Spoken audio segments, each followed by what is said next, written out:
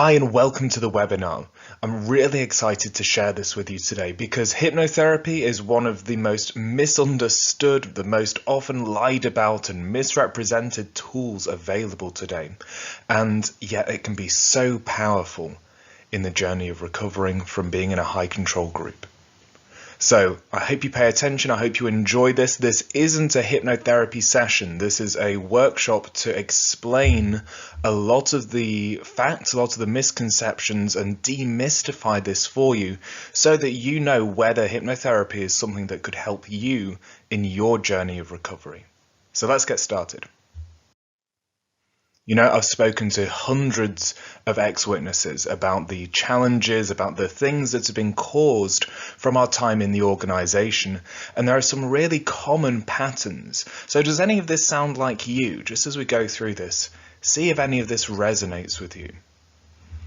A lot of people feel insecure in relationships and friendships, even business relationships, because there's this underlying expectation that people might cut us off for no valid reason. We spent years kind of looking over our shoulder, knowing that with one announcement, with one sentence read from the platform, that all of our social connections would be cut. And that takes its toll. So even years after leaving, many people struggle with this feeling of insecurity and that distance in their relationships. Maybe you've noticed a pattern of bad boundary control where people have walked all over you or taken advantage. This could be in personal relationships, like romantic relationships especially, or friends taking advantage. Or this could also be in business. People lumping you with an unfair workload, or bosses taking advantage, or even if you're self-employed, in the form of people not respecting your prices or wanting you to do more work for less money. This is an example of bad boundary control, and being forced to work for less than your worth or for less than you really should fairly be paid. That's another example of the effects of leaving a group like this. You could feel emotionally distant or numb, that disconnection from ourselves and our own emotions. You see, when we've spent so long being programmed that, look, your feelings, your heart is treacherous, you should ignore that, only listen to what the elders, to what the society says, we end up forced to disconnect from ourselves. And this pattern can continue long after we've left the organization. Maybe there's that fear of being caught being yourself. You know, that thing where is building on that fear around relationships, where we put up these fronts, we put up these walls, and it's like, well, I'll become a chameleon. I'll become what I need to become in order for these people to accept me. I'll tell people what I think they want to hear, because I know if I tell them the truth about myself, about what I want, about what I am, about what I feel, then I'll be judged for that. So we hide ourselves behind these masks, behind these walls. That's a very common. Maybe there's that feeling like your efforts are never enough, and however much you give and give and give, and it's just never enough. There's that feeling like people are expecting more, or that, you feel guilty that, oh, I'm not giving enough. This is very common, and we can see where that comes from, right? We spent years hearing from the platform, if you're just doing 10 hours a month, well, you could do auxiliary pioneering, you could do regular pioneering, you could become a special pioneer, you could sell your belongings, you could simplify your lifestyle. Enough is never enough in the place we came from. Maybe there's a feeling on the business side of life of being at a disadvantage because we were discouraged from pursuing academic or career goals. Or maybe there's that fear in the back of our mind of, well, what if they're right? And feeling like we don't have a future. When all this COVID stuff hit, that really triggered my process of unpicking this stuff and doing the research to really prove to myself what was true and what wasn't. Because we go through life and we see news articles, and of course it's only the negative stuff that makes it into the news, isn't it? So we constantly see this evidence that the organization uses to prove their case. things in the news that we in the past will have brought up in the ministry to convince people that we're living in the last days. So even after we've left, there can be that background fear of, oh gosh, what if they're right? You know, there's a theocratic fence, and am I on the wrong side of it? Gosh, what would happen if I was? And this can plague us for years or even decades. There's also the fact that after spending so long having our own individuality crushed and sapped and molded in the image of this organization, our own natural passions, our own natural talents may be something we never got to explore, or we never learned how to pursue them in a way that could even help us to build a career out of it. This ends up with many people feeling like they've lost their opportunities, they've lost the chance to become who they're really capable of being. And that again leads into this lack of experience in business or career choices, which can end up with us making bad decisions, bad investments, and getting taken advantage of, or just making mistakes. Now, everyone makes mistakes, but this can be amplified and exacerbated when we spent a long time being sheltered and shielded from the way the world works. There's also this simple fact of feeling indignant, righteously indignant and angry over the years or generations even of manipulation and abuse that you may have been subjected to. You know, this can go back for generations, as we said, of being lied to, of being misled, of good people having their faith and having their insecurities or having their vulnerabilities played upon and preyed upon in order to use them like a resource. We can feel angry about that, and rightly so. At the same time, when that anger plagues us, when it eats away at us for years or decades, that in itself is another way that the organization is holding control over our lives and over our hearts.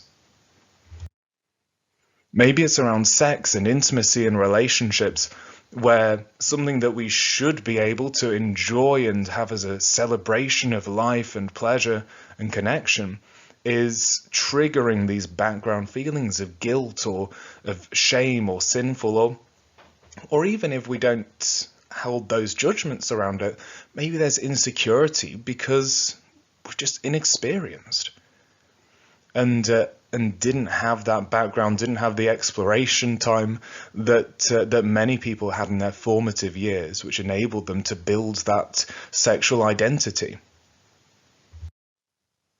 Another very serious point is that many of the women who've been in the organizations have a history of toxic and abusive relationships because of that belief structure, because of that red tape around being forced to stay in even dangerous relationships unless the other partner went and committed adultery. And that pattern has caused so much heartache and so much real trauma that people have to deal with. And even many women who have escaped from those toxic relationships, that in itself sends a ripple effect. And when we get out of a situation like that, finding yourself, rebuilding yourself, healing from it, and also making sure that that doesn't happen again is a huge challenge that many people who've been through this face. Now, there is some good news about all of this, and that is that our past doesn't have to be a life sentence. And that was the place we started, that was the place we came from. That doesn't have to be the place that we take with us. So to briefly introduce myself and where I'm from and why I'm here talking about this with you. My name's Jonam. I was raised inside the organisation and I was on the east coast of the UK. So if you're familiar with Lincolnshire and Nottinghamshire and all that kind of place, that was my stomping ground. And through being raised in the organisation and through other situations not connected to that, by the time I reached my teenage years, I was in a very self-conflicted, self-loathing, very dark place. But I was lucky in that around that time I ended up exposed to the personal development industry, to tools like neuro-linguistic programming, or NLP, and hypnosis and hypnotherapy. Darren Brown, the entertainer and mentalist, became big in the UK at that time. And all of these things made me aware of the fact that life doesn't have to be static. And the place that we came from doesn't have to be the place we end up. That we can change patterns, that you can change for the better. And it's just a matter of asking and finding out how. So I became obsessed with that. So over time, I started going on courses, I paid for the trainings, and over the years I've done, over $50,000 worth of training in the areas of psychology, influence, behavioral change, and tactical behavior science. And all for the pursuit of finding out what gets results, what helps people get more from their minds and lives than they thought possible. So I got disfellowshipped about 4 years ago, just over 4 years now. And since then, I've been working around the world with people one-on-one, leading workshops, and also delivering tactical behavioral training for applied behavior research as well.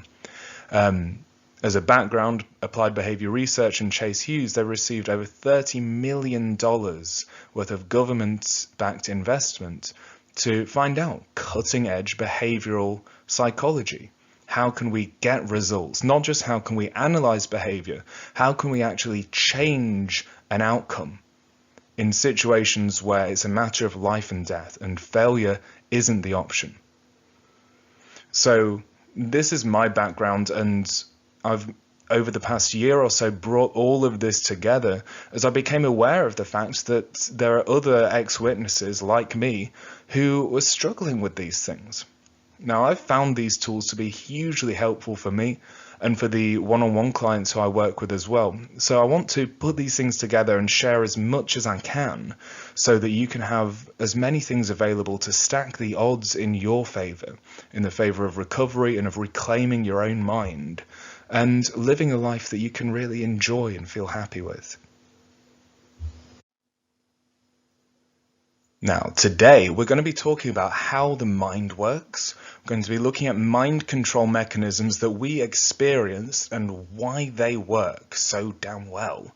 We're going to look at the lies that we've been told about hypnosis from the Watchtower and also just from Hollywood and culture in general, because wherever you're from, hypnosis and hypnotherapy is largely misunderstood. And most importantly, we're going to clarify what hypnosis is and how, if you want to, you can use it in your own journey of recovery. So let's look at how the mind works. Now, this is obviously not an extensive look into neurology and neuroscience. This is just the basics, the broad strokes that will help you understand how hypnosis works and set the tone for the rest of the workshop. So, you may have heard these terms of the conscious mind and the subconscious mind, or the unconscious mind. These are generally used interchangeably. So the conscious mind is your rational mind. That's the part of you that you think with.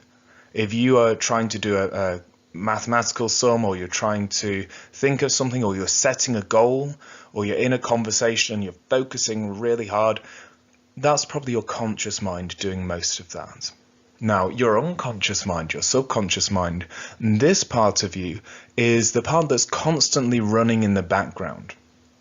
That's taking care of all the things, of all the information, the behaviors, the patterns that your conscious mind isn't dealing with or can't deal with. For instance, you weren't aware of the temperature in your left hand until I said that just now, and now you're thinking about your left hand. You weren't aware of the sensation in your right earlobe until I said that just now, and now you're aware of your right earlobe and whatever that's feeling like. Now, the hand and the earlobe, they didn't disappear before that. They were still there, but you just weren't conscious of them. They weren't in your conscious awareness. They were in your subconscious or unconscious awareness.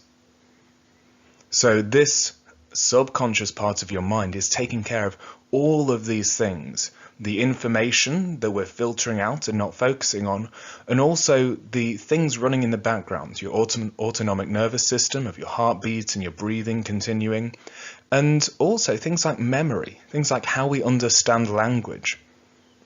So generally, as we go through life, we're oscillating between those two states. It's a continuum. So the conscious mind in the brainwave states that you can see on the right of the screen there is around the beta brainwave state. This is the conscious mind. This is rational focus. This is really important.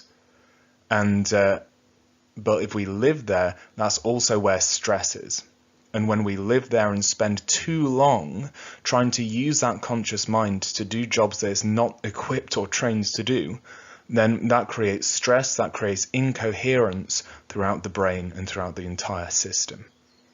So your unconscious mind, your subconscious processes, they go into that range from the alpha to the delta states. There's gamma too, but we'll leave that out for now.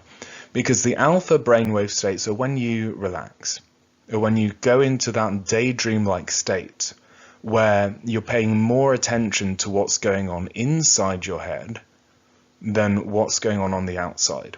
You may be lost in thought. Maybe you were a stargazer or a window gazer as a kid.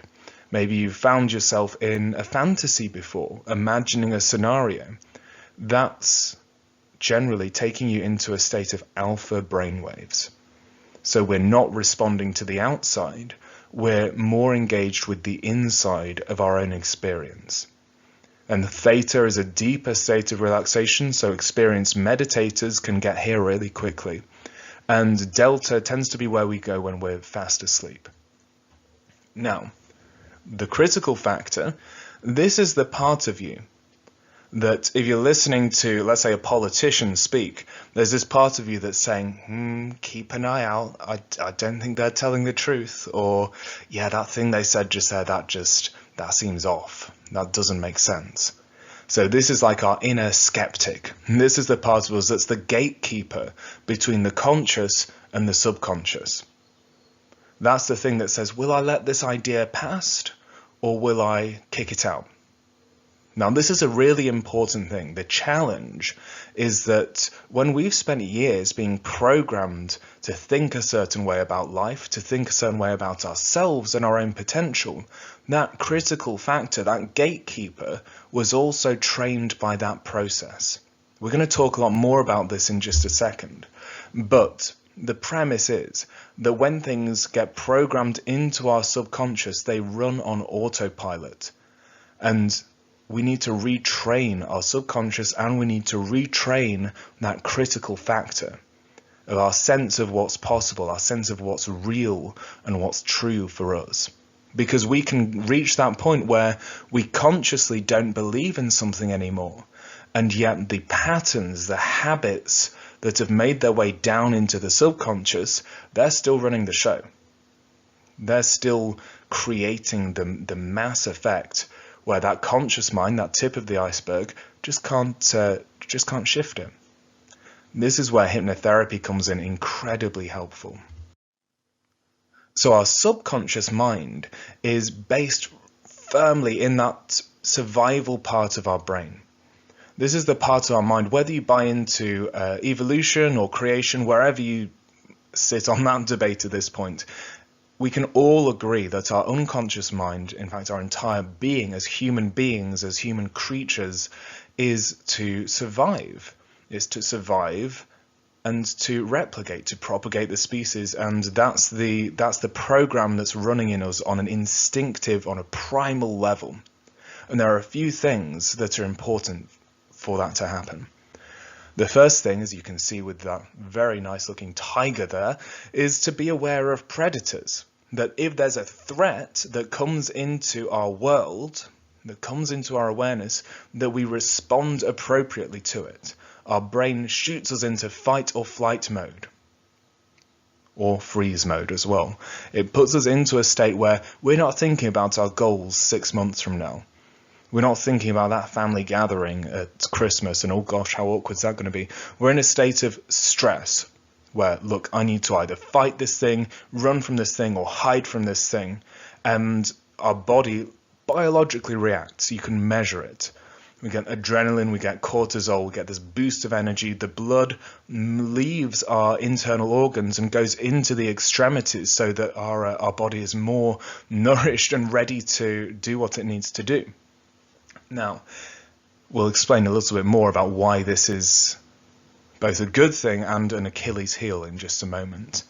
The next priority, which ties right in there with survival, is this idea of group membership. This is why rejection and shunning and abandonment hurts us so bad. It feels like a part of us has died, or like we've been cut off from something absolutely essential to us, because historically that would be true. Back in the day when humans going around living as nomadic tribes, if we got kicked out of the tribe, if we got abandoned, ostracized, exiled, shunned, disfellowshipped, then that would almost definitely mean that we would be dying shortly thereafter, through lack of resources, lack of protection, lack of shelter, or at the very least, it would mean that we'd really struggle to find a mate to partner with and have children with. So if we didn't die, our genetic line definitely would. So as a creature, our biology is hardwired to be petrified of rejection, of abandonment, because being expelled from the group means being expelled from our chances of survival too. Now, although this isn't necessarily true now, in the modern world, this was true recently enough, as in, the past few hundred years is only when this started to be phased out. So this is hardwired into us genetically. The next priority is the need for familiarity. Our mind knows that if I've survived in this state for a long time, then the chances are that I will continue to survive for the foreseeable future if nothing changes. So humans are creatures of habit, because we have this thing of saying, well, better the devil I know than the devil I don't. We want to keep things very familiar, even if what's familiar is uncomfortable. Our unconscious mind are these programs that are genetically, primarily installed in us. They're not there to make us happy. They're there to keep us alive. And so these mechanisms are things that got played on and will continue to get played on to keep us trapped in situations that may not be right for us. What did the Watchtower say? The devil's walking around like a roaring lion. So there's threat out there. There's group membership in here. There's familiarity. There's something you can count on. And there's the fact that you can be safe for eternity. This is what we got told. So that's all three of those things you see on the screen right there being played upon. So this priority of survival, this underpins so much of what we do and what we decide in life. And if we don't have a way of interfacing with that and of rewiring that and of training our inner sense of survival to also be angled towards happiness, then we can end up in these perpetual loops of being in a familiar misery that we stay trapped in for years. Another point to bear in mind is that your unconscious mind automates behaviors. So you think of anything you've done for a long time, you do it enough times, whether it's learning to drive, learning to tie your shoelaces, or learning to play an instrument, any other skill. Guaranteed, you've done something in life where it started out awkward and clumsy, but now you can do it without thinking. Most people, they start off learning how to drive a stick shift car and they're bunny hopping around the entire place and it's a mess. They're burning out the gearbox. Then after a while, after a few years, if not sooner, you're driving along, you're taking phone calls, you're eating food, you're listening to music, you're thinking about the day at work, you're thinking about what you're going home to, all of this stuff. You've automated the behavior. And so your mind is somewhere else, but you're still driving the car. The you who's driving the car is your unconscious mind. because it's taking care of it. It said, hey, you're doing this a lot, I'll just automate it. So that then you, the conscious mind, can think about whatever else you need to think about. We'll work as a team. This is mostly a good thing. This is really important. We wouldn't want to be without this, but I'll explain in just a second how this mechanism of automating repeated behaviors can trip us up at times. Like we say, you don't get what you want. You get what you practice. So what have we been practicing? What drills were we going through repetitively, time after time, day after day, week after week, year in, year out?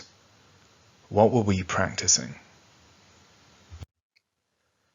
We had these ideas, these teachings like you are corrupt, you're sinful, your heart is treacherous and desperate. How many times have you heard those sentiments?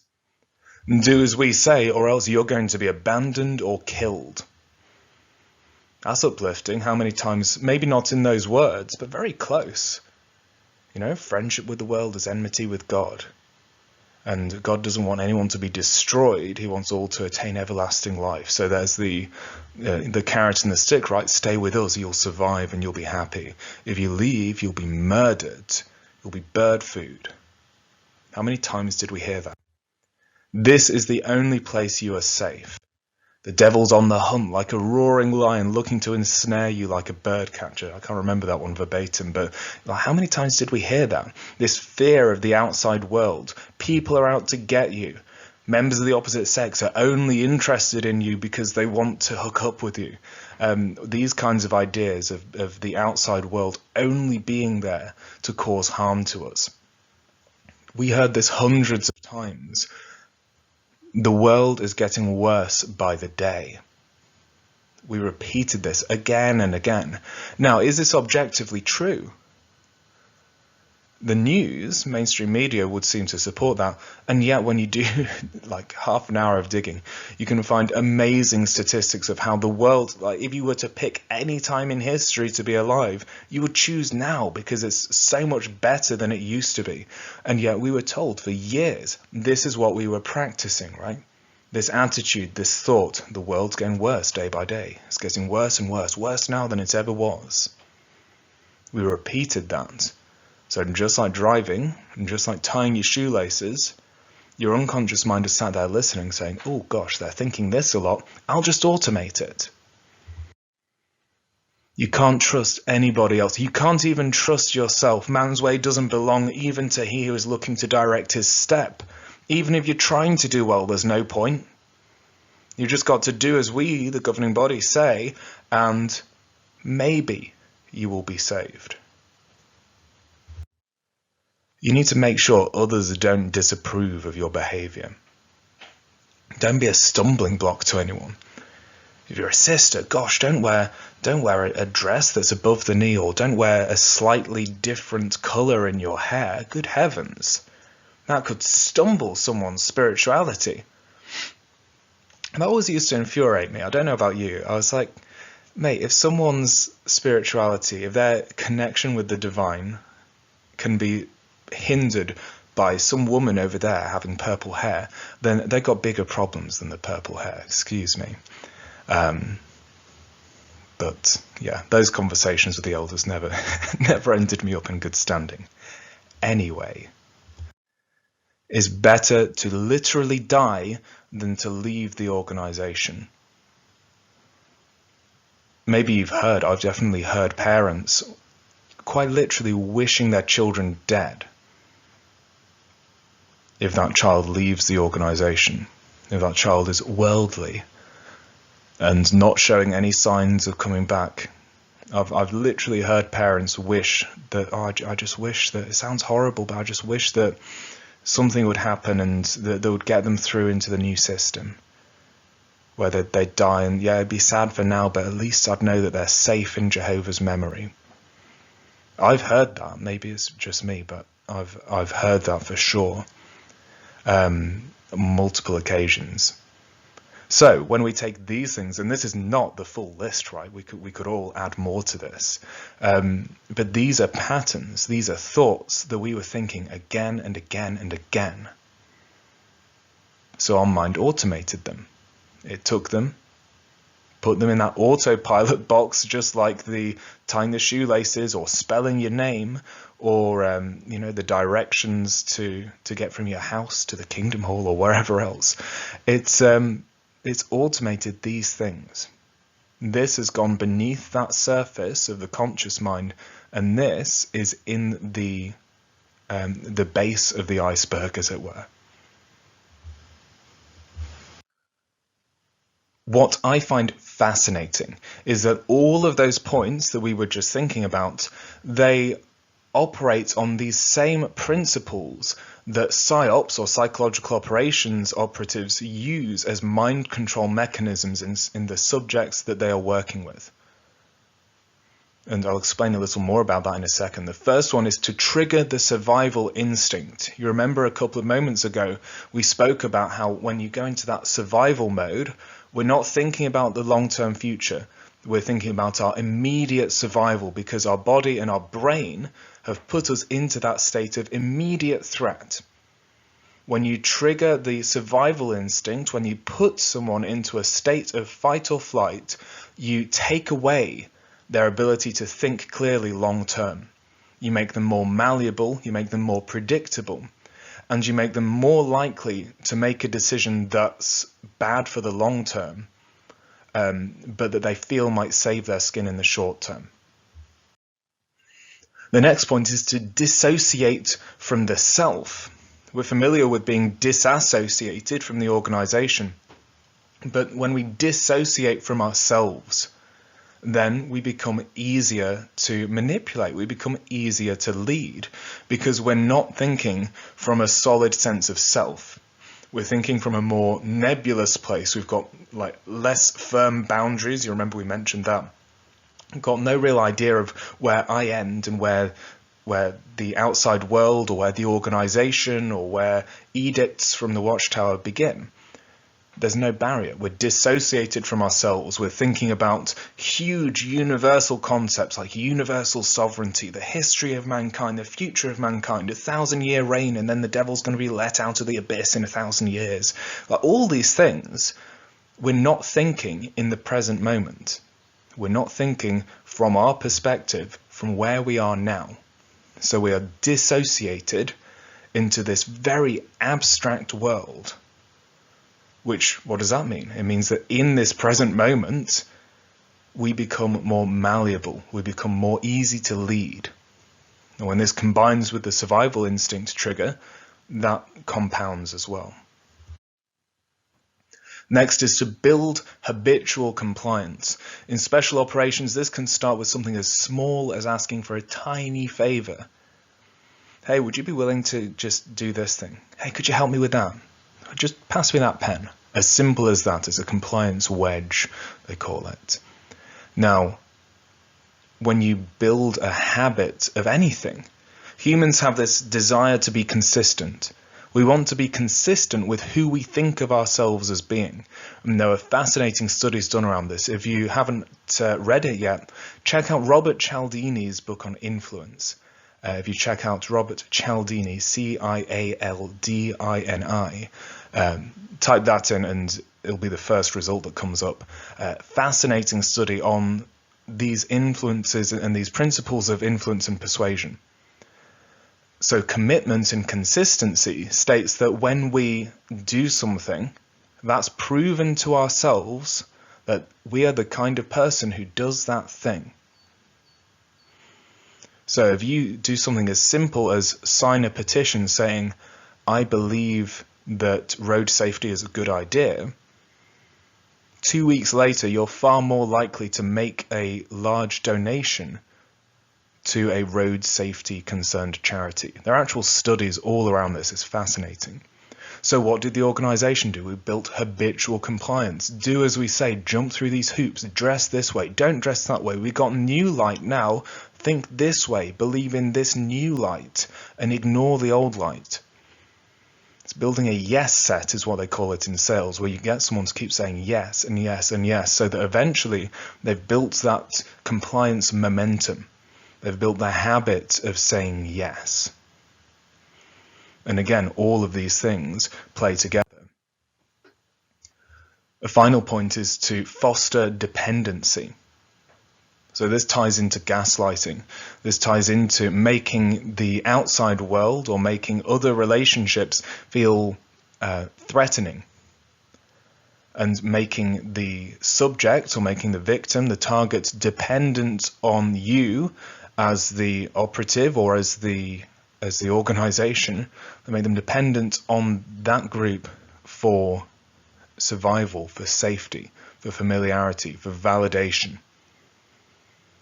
Now, all of those points on the previous page triggered some, if not all, of these mechanisms.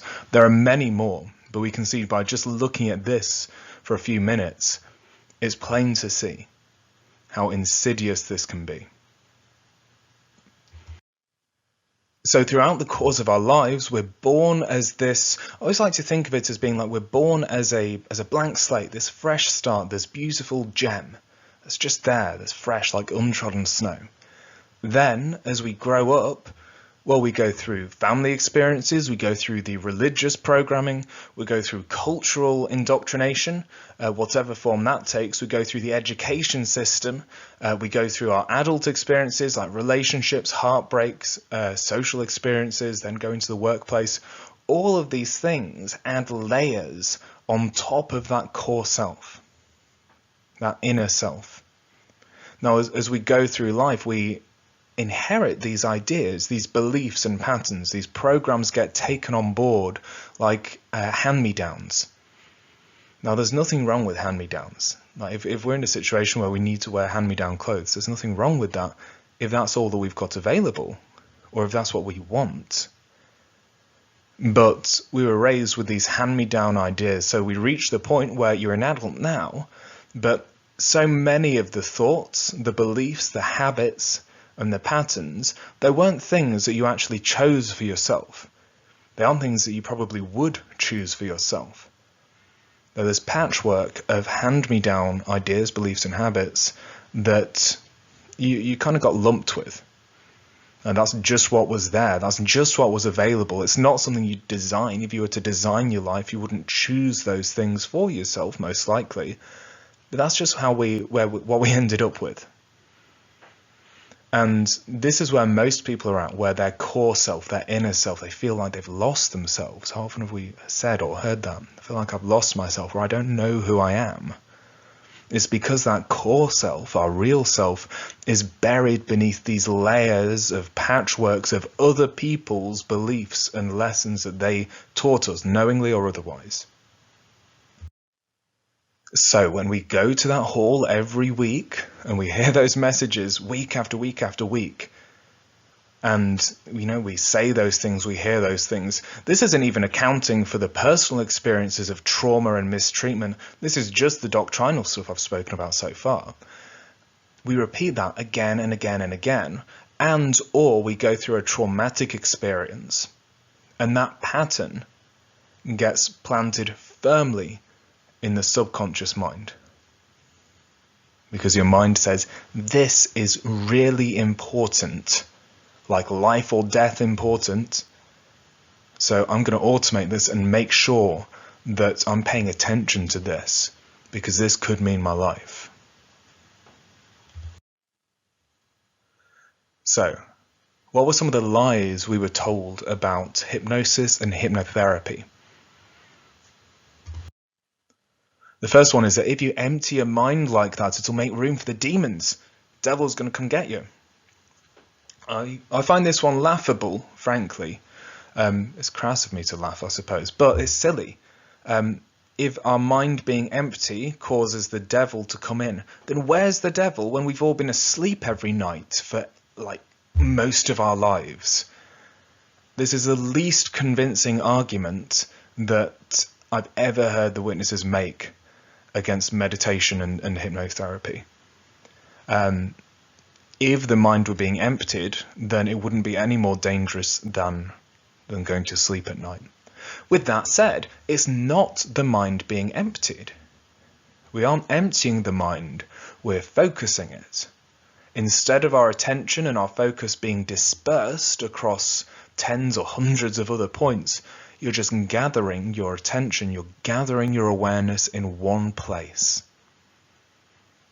And that one place is in your unconscious mind, so that then while you're there, you can go through exercises and do training and do processes that enable you to learn things, that enable you to reprogram things, and enable you to make powerful changes at a much more rapid speed and on a much deeper level. So it's not emptying the mind, it's focusing it. The next myth is that hypnosis only works on weak-minded people. This as well is wrong, but it's forgivable. It's understandable that people might think that, because that's how Hollywood portrays it, right? You know, we watch films and usually it's some creepy hypnotist, usually with a British accent, often with a goatee or some interesting facial hair, maybe with a monocle, almost always with a pocket watch, right? They do those things, and their mind has so much psychic power that it dominates their hypnotic subject and dominates them. Their mind empties. They turn into a zombie that can only do as the hypnotist says. So this is what TV tells us, and like many things on TV, it's not true. It's for entertainment purposes only. The truth is far from that. Now, I've hypnotized many hundreds of people at this point, and what I've found throughout that time is that it's always the most intelligent people, the most compassionate and empathetic people, and the most creative people who do the best with this. It's either, if you're one or all of those things, if you'd consider yourself as one or all of those, then this is the kind of thing that you'll really find comes naturally to you, because your mind is already primed for this kind of activity. People who are not strong-minded, people who are not able to think clearly or not able to engage with their life from the inside in this way, they'd struggle. So if we're strong-minded and strong-headed and all these kinds of things, then that will actually help you to get an even better experience from this. Final point always makes me laugh. People are like, well, will you make me cluck like a chicken or bark like a dog? And the reason they ask this is because they may have seen stage hypnotists doing routines where people are making animal noises or taking clothes off or doing all kinds of things. And similar to the other point, that's hypnosis, but that's entertainment. Those are comedy hypnotists who have a comedy routine, and they're going through a very specific process to find the most willing, the most exhibitionist people, the people who are most willing and able to comply and do those kinds of things. And they get them up there and they get them to do those things for a show, for entertainment value. So just like the TV, it's entertainment, it's not real. That is comedy hypnosis, that's a totally separate thing. Hypnotherapy is a different beast altogether. Still working with the mind, still working with your unconscious processes, but the focus of that stuff with the chickens and all of that is entertainment. The focus of hypnotherapy is helping people. So what is hypnosis and what is hypnotherapy, and is there a difference? Well, hypnosis is the way that you can access that unconscious, the subconscious part of your mind. The rational mind, the conscious mind, that kind of chattering part that's up in those beta brainwave states, that gets to relax. That gets to go out of the spotlight for a little bit, and instead you think, you experience, and you feel with your unconscious. Now, you're still aware of everything that's happening throughout it. You're still hearing it. You're still present. It's just that you're not having to analyze things. You go into a more relaxed state where you can simply experience. Some people get so relaxed that it feels like they've fallen asleep, and that's fine. Like, who doesn't need more relaxation? But It's not the brainwashing, empty mind state we were told it was. You're simply going into your unconscious, which is already there, as we mentioned earlier, by becoming aware of your different body parts and things you weren't thinking about. They were unconscious until you put your awareness there. So hypnosis is a way of putting your awareness into your unconscious. Hypnotherapy is when you do that with a specific goal in mind, a specific breakthrough you want to accomplish, a specific area where you want to see improvement. And so while you're in that trance state, while you're in that state of deep relaxation and focus, then we use that to take you through exercises and processes that help you to retrain and reprogram your own autopilot processes. So how can you use that to aid in recovering from time in the organization? Well, if you're listening to this, if you're watching this workshop, then the chances are that you're interested in finding ways to make your life better, to solve problems, to find solutions, and to achieve your own goals. So you're probably doing things like reading self-help books, you're educating yourself, you're probably doing journaling exercises or mind mapping, various things that are in the mainstream culture that help you to achieve what you want to achieve. So if you're doing this, if you're self-coaching, if you're helping yourself in this way, then you can find hypnotherapy recordings on YouTube and other places where they're free or very cheap. There's a lot of free stuff on YouTube that helps you deal with more mainstream issues, is how I would say. So things like relaxation, things like getting rid of exam stress, things like becoming more focused, or getting rid of exam anxiety.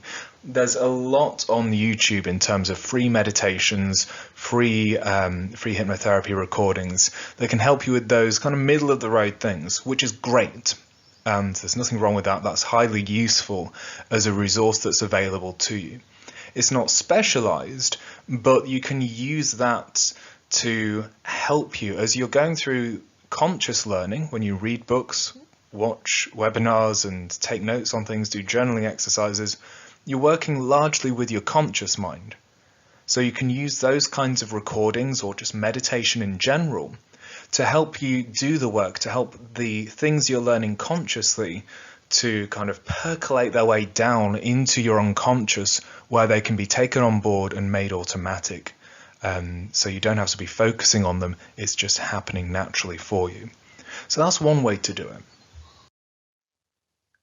Now, for a more tailored one-to-one approach, then working with a hypnotherapist can be really helpful, because if they're any good, they will tailor their approach to your unique situation. Now, there's a caveat here, and this is that so many ex-witnesses struggle to find therapists, coaches, counsellors, and hypnotherapists who actually get where they're coming from, because our situation was pretty unique. And even if someone's got all the certificates, they've got all the diplomas, they've been to the university, they've got letters after their name, that doesn't mean that they understand this. In fact, in more cases than not, they don't realize just how serious this is. And they treat it just like any other religion. So if you're working with someone, either find someone who specializes in religious indoctrination, preferably in ex-witnesses, or make sure that you inform the person you're working with about the extent of the programming. If you want resources on that, the website jw.support is a fantastic one to share. It's got a bunch of free articles that you can just send that over to your therapist or coach or counselor, and they will hopefully look through that and get a good idea of what's going on. Now, it's something that's important for you to bear in mind when you do this work. If you go and you work with a hypnotherapist, or you just do hypnosis on yourself by listening to recordings, when you go into that relaxed state, when you go into that trance state, then, if the voice is telling you relax and let go of stress and tension and all these nice things, your mind will go along with it because it's non-threatening. If the hypnotherapist told you, go into the street and walk into oncoming traffic, you would not do that. Your brain would stop you from doing that because your primary directives are all around survival. So we can't be made to do things that are dangerous for us. Here's the catch. While we were in the organization, what were we programmed to believe? You remember from that list of all those things that we practiced, it was all around the idea. Making the truth your own, or being a good indoctrinated person, keeping this within you, is a matter of life and death. And if you let go of this, then you're gone. You're going to be destroyed. We were told that for a long time. And so even if consciously we don't believe in it anymore, and even if consciously we're ready to move on, our unconscious minds can be in there grasping onto all those last residues of it, saying, no, this means my life. I've got to hang on to this. And then if a therapist, hypnotherapist, whoever tells you, yeah, you can let go of that, it's just going to dig its heels in. It's going to hold on even tighter until that belief that this is a matter of life and death is worked on and shifted. Until we've redirected that survival instinct to recognize that it's actually a matter of life and death, yeah, but we need to get rid of this, not keep it. This isn't me. This isn't mine. This isn't something that I would choose for myself. This is in fact something that's damaging and sabotaging my life. And when you can get your unconscious to realize that, then it will make all of the other change work and all of the other shifts that you're going to make even better. So if you're working with a hypnotherapist, they need to realize that. And if you share these things with them and they show signs of dismissing it or of not treating it with the severity that it needs to be treated with, then you are fully within your right to fire them and stop working with them and find someone who does understand. You have my contact details, my email address, info@thenewlifeacademy.co.uk. I have a huge network of people around the world. I do work myself, and we can point you in the direction of someone who will actually respect your situation. It's very important that you do this because it can be a hugely valuable tool if used correctly. And first and foremost, it needs to be used in a way that's tailored to you, that's respectful of where you're at, where you have been, and where you want to go. It's a sad fact that many ex-witnesses do struggle to find the support that's right for us, that's tailored to our unique challenges. I've spoken to so many people who've finally, maybe after years, they've mustered up the courage to go and speak to a therapist or a counsellor, and they've ended up feeling totally invalidated. Or they've had all of this baggage kind of unpacked and opening up all these old wounds, and then it's like, well, time's up, off you go, and they don't get supported to actually process what they need to process. They end up feeling worse than before. This is so common, and it's horrible, and it's unnecessary. And so to that end, I've put together something which I hope you'll find useful. I've put together a program of sessions, a series designed to specifically target all of the areas, the most common areas that people struggle with after leaving the organization. So in this program, you have 6 hypnotherapy recordings that have been designed specifically to pinpoint the challenges that I found most common when I work with ex-witnesses one-on-one. Before you start listening to those, you'll set your own goals and your unique intentions for what you want to get from the program. Everyone's situation is different, and we all face different challenges. So in order for your mind to know what it's working on and looking out for, there are some exercises, some questions to answer where you work through that and set yourself up for success. so you know what you're working towards and you know how you'll know that you've got it. So once you have that clear intention, you listen to each of the sessions and work through them. You can listen more than once each time, that's fine too. And then see how you get on. You can even listen while you're asleep, so it's not cutting into your day. It's working with your unconscious, which runs in the background all the time anyway. So after you've worked through this program over the course of a couple of weeks, then I'll invite you to have just a 30-minute phone call with me, if you want to. This isn't mandatory, but the offer is there, where we can answer any questions you have. If there are any sticking points, if there are any things you'd like me to unpack a bit further, then we can clarify that. And we can help you put together a blueprint of how you're going to keep that momentum going as you move forward.